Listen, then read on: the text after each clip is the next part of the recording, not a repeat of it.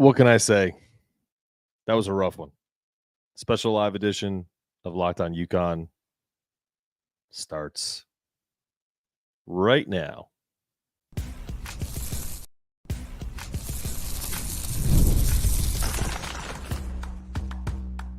You are Locked On Uconn, your daily podcast on the Uconn Huskies, part of the Locked On Podcast Network, your team every day.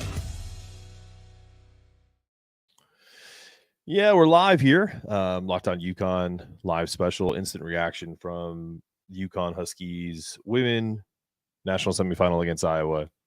Huskies lose 69-71. Doesn't sit right with me. I can't curse on the show, so I won't. But I would have to say that my Twitter response was where it should be. I'll give credit to as Rebecca Lobo is calling them, the others, right? So you had Hannah Stolke, Kate Martin. They really stepped up their game today because Nika Mule put in that work. But man, that just doesn't sit right with me. I mean, the whistle wasn't kind to Uconn all night, but I would have given concessions to it's not fixed. There's nothing going on with that. But man, I mean, Aaliyah Edwards, she didn't even move. I mean, I could see, sometimes they call it a little hip check on big girls and big guys, the forwards and centers, but that one is just that you could just tell. I mean, Gino looked at the refs just shaking his head. Like, what are we doing? A couple phantom calls earlier in the game. I thought other than that, they kind of let them play because they were being really physical with Caitlin Clark. And I mean, absolute masterclass by Gino Auriemma, ruined by a couple things. Just, I don't even have words. It's probably one of the first time I've been speechless over a game because it wasn't the prettiest game. It wasn't aesthetically pleasing, but if you're a Uconn fan, you had them exactly where you wanted them. You're up 10. Just looking at the box score and kind of the back and forth, it was just a really, if you're a casual fan, that's not what you wanted. You wanted the back and forth. You wanted the Paige versus Caitlin show. Someone on my Twitter feed asked, what's going on with Caitlin or with Paige, and right before she hit that 3 to cut it to 2, I think, was it 2 or 3? I think she cut the lead in half before Nika hit the 3. So it was, let's see what the score was. Yeah, it was earlier when Iowa took a 5-point lead, or I think it got up to 7, and then she hit a 3 to kind of cut it. I had just said it looked like, it looked like she was running out of gas. And Paige she's not a chucker. She's not a volume shooter, and I just don't think she's comfortable in that role. But they did need her to do that. I think sometimes some of the most efficient players, it's hard for them to get out of character and do what's needed for them to win a game. It's kind of all the same stuff you hear when you talk about LeBron James, right? LeBron isn't a 30, 40 shot guy. Not comparing Paige to LeBron type of player. Yeah, she had 17 points on 17 shots. I would have loved to have seen more threes. God, Nika Mule, even though she's a percentage-wise good shooter, she hit 3 big threes. She hit that really, big time 3. I thought KK Arnold played really well today. Ashlyn Shade, she missed a couple open, threes that would have really helped. Our supporting cast didn't match Iowa's supporting cast. But let's go back to that. I mean, if anyone in the chat can tell me, was that the worst call you've ever seen in a Final Four? Just especially the timing of it. It took away from the drama of at least Paige getting a shot. If we lose and Paige misses a 3 or a 2 to tie, I mean, obviously they were down 1 at that point, so anything would have taken the lead. I think it just pisses me off. It just pisses you off that you didn't have the opportunity to at least get the opportunity to tie or win the game. And at this point, it would have been a win because they were down 1. I like Ryan Russillo as a play-by-play guy, and I'm not going to give him too much grief, but the over-the-top calls of anything that Caitlin Clark does is just so manufactured. Rebecca Lobo does a great job of staying neutral. She's a Uconn gal. But it's just incredible. Like, oh my God, what a dish. Guys, it's a bounce pass. She's a great player. I have such a problem with overinflating the normal stuff. Rebecca Lobo will jump out of her seat when she sees a pass that has big velocity that's like it travels like 30, 40 yards. Or not yards, sorry, 30, 40 feet down the court. And that's fair. But man, they really love to spice it up. Get this one. Can't blame it on the call. No, you can't. I mean, one call doesn't make a game. And I will totally agree with you, whoever Loose 72 is. But what I will say is nobody can refute. Not all calls are created equal. A call that comes in the first quarter that is missed versus a call that comes in the fourth quarter that is made is entirely different. And when people say, "Oh, you can't blame the refs," that's a dumb take. Basketball in particular is one of the biggest refed games. It can go one way or the other. If you're a fan of UConn basketball and you watch Providence versus UConn on the men's side, it was unwatchable because there was no flow. That's the way this game felt to me, but they didn't make a lot of calls. And then to just it's not about the refs unless Aaliyah Edwards picked up homegirl and dropped her on her head. Swallow the whistle. Like that should not even be. It's just so weak, and you hate to see it. The women's game is really competitive now. South Carolina beat the crap out of NC State, but for the most part, that game was tight, and big third quarter really kind of propelled South Carolina. You don't see a lot of these games the way it used to, where it's just UConn dominating, or just Tennessee, or just Notre Dame, Stanford. It's just, you have to let the players decide. We're finally at a point in the women's game where there's parity, where there's incredible stars and talent. This isn't a high school JV game. So whoever made that call, they should never be allowed to referee a Final Four game. Do not let them in the final on Sunday. That's a brutal, brutal call. And I hope Gino addresses it because all of this talk about, stars make, the game go and it's Caitlin versus Paige. You robbed the fans of seeing an epic finish, an opportunity. Could Caitlin be clutch? Could Iowa get a stop? No, the refs took it. Okay. You can't blame it all on the refs, but in that moment, they elevated Iowa and they downgraded UConn for a moving screen. Watch that play over and over again. If someone can tell me that screen is a moving screen, they are clearly on the Iowa side. And I'm 100% a homer. I was rooting for the women to win this game, but come on, man. If that happened on the other side, I'd still have the same. It would feel weird. It's kind of like, it's like winning on a forfeit. It's just brutal. Only being up 6 after that first half is probably their undoing. So if you want to go there, if you're on the other side of this argument, if you want to say, you had your chances, you could have put this game away early. It's true, but you have to remember, with only 7 players at your disposal, and Gino's constantly worried about foul trouble.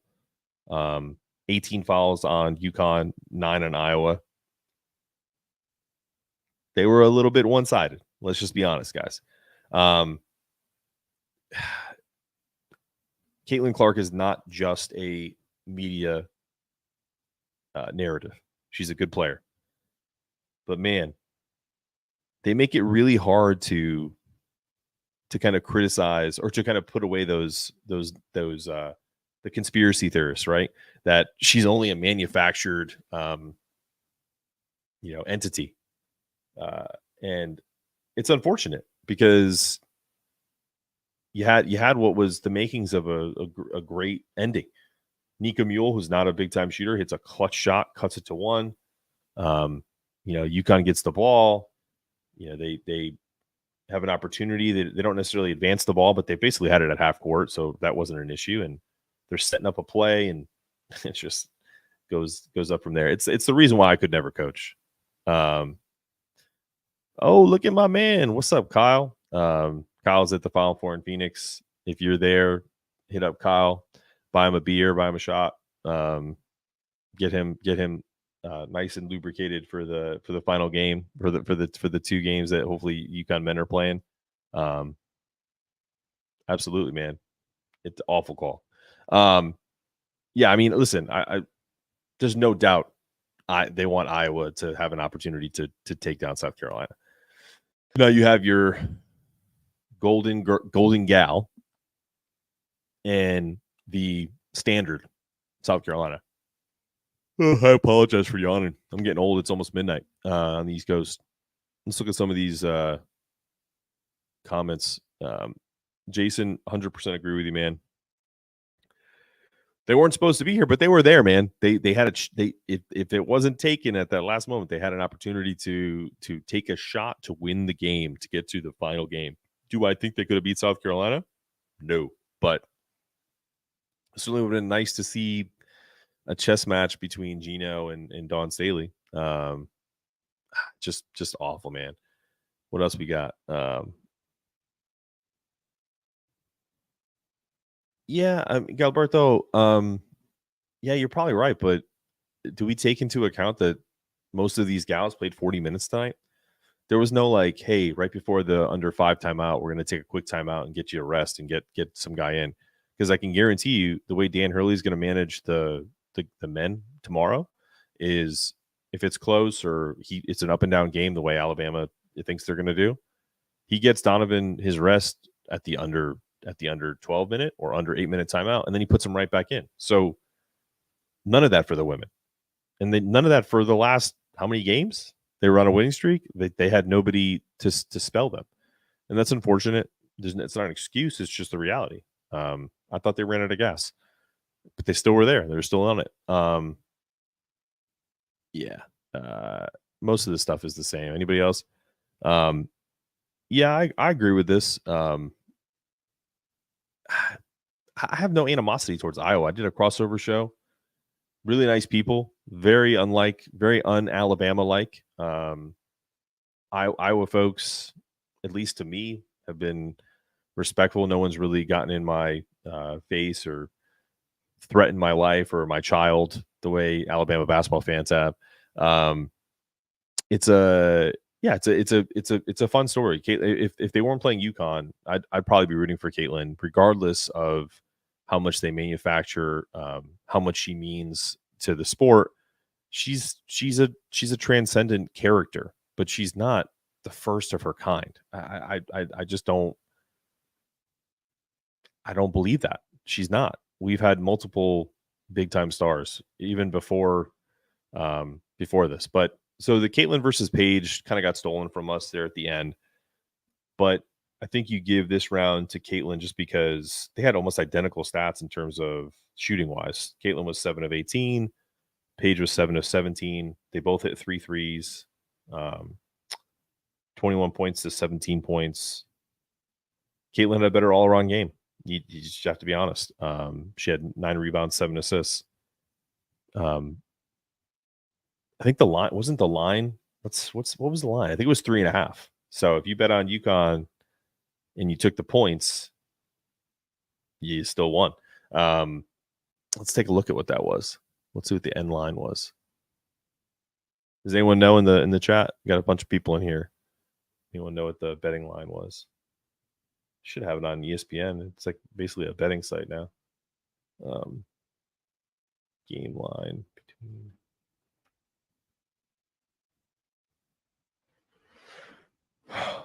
I know that UConn was like it was 165, 161 was the over, so that definitely didn't hit, and it was 3.5 earlier. Um, let's see, CBS Sports. Come on, CBS. The line was -4. Wow, the end line where it's that had money started to come in, I guess, for to kind of even that out because it started at 2.5, which is crazy. Because, but if you did have, I wonder if some people had 2.5, like they got in on it, and they were betting on Iowa, and Caitlin missed that free throw. Whew, that's a bad beat right there. You got your absolute juggernaut of a player.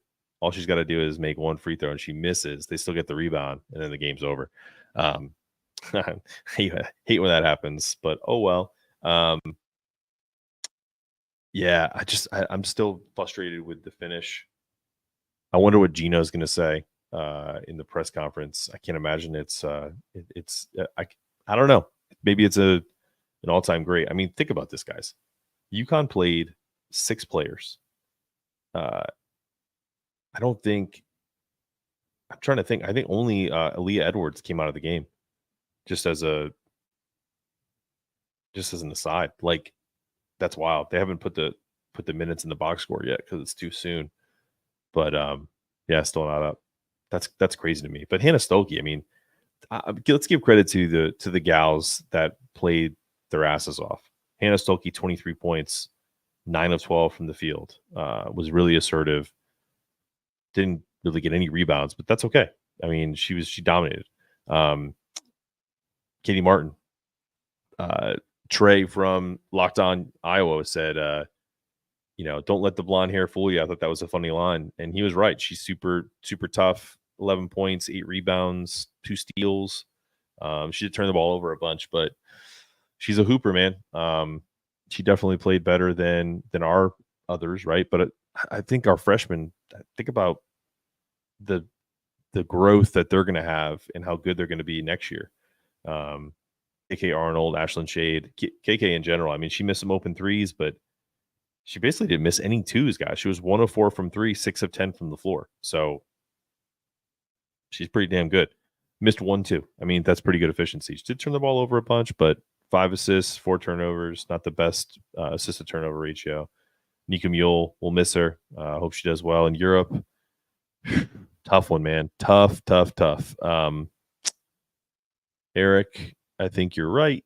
I think it was very obvious that they did. I mean, guys, if the networks could have their way, there'd never be a Denver versus Phoenix Western Conference Finals, or it would be Lakers, Boston, LA versus Boston every year, and New York versus Chicago.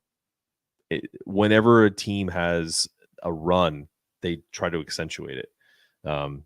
What have I heard before? Play the hits. If the hits are LeBron and the Lakers, or Michael Jordan and the Bulls, that's what you're going to want. Can they influence it? Sure. I mean, I think there's some truth to that, but I also think that I'm watching this replay over. She totally was set. I mean, you got to be kidding me.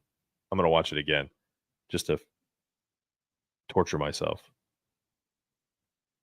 She's literally dead center straight, and the worst part was the screaming of Gabby Marshall as if she did something. I mean, what'd you do? You got put on your ass, and you didn't you flopped. You flopped on that. But hey, if there's one thing I will say about basketball now, and I'm not going to blame this on any specific person, because it's if you go back to UConn on the men or the women's side, people have been throwing their head back like a Kemba, like any point guard. It's just to try to get the refs' attention, so that's fine. But can we, they have these emphasis, a special emphasis every year that refs have in basketball, football. Can we have a special emphasis on not going for flopping? And literally, if you don't make the call simultaneous, no one's going to care if you take an extra beat to go, did that person flop or did they actually get hit? I mean, the amount of BS that gets called is just brutal. Anticipation calls, just not waiting to get it right. It's just brutal. We got some new comments. Yeah, I think healthy Uconn is a different. I mean, of course, man. I mean, it's a Captain Obvious call. You're right. Not disputing it. I just there's not much else to talk about, guys. Like when a call takes the air out of the game, it reminds me of the I'm sure some football fans are in here. Do you remember when New Orleans didn't get that pass interference call, and they had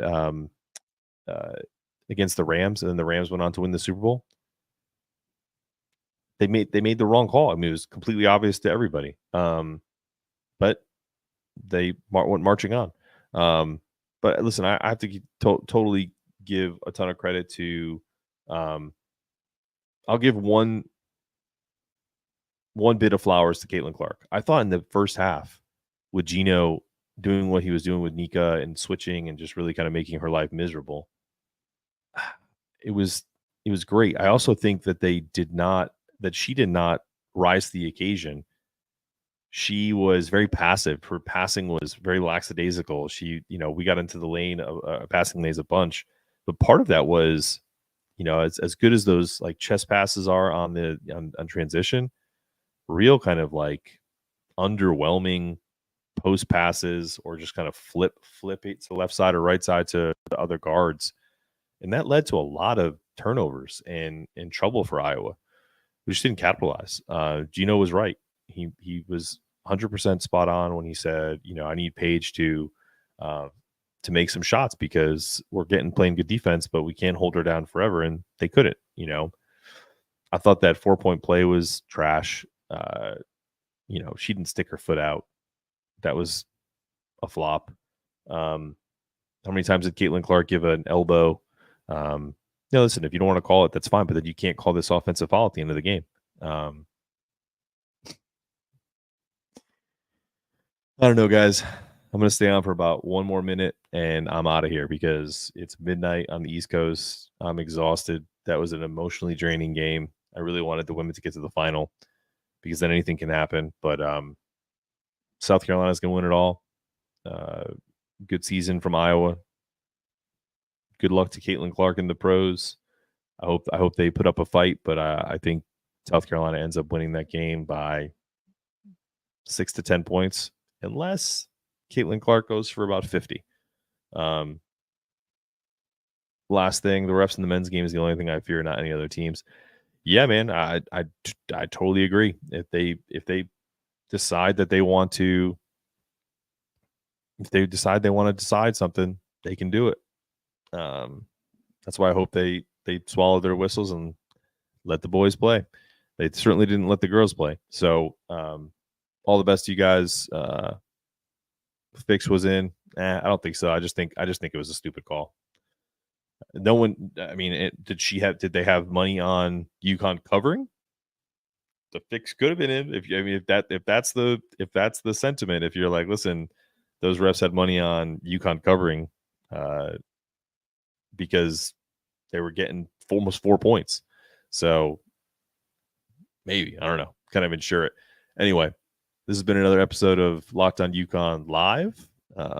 Please subscribe to the pod. If you're on this right now and you haven't subscribed to Locked on Uconn, just go hit that subscribe button, like it, share it. Really do me a favor and you'll get more of this content. So we're not done yet. That's the beauty of having two teams in the Final Four. So all the best to everyone here, and we're going to call it a night. Peace.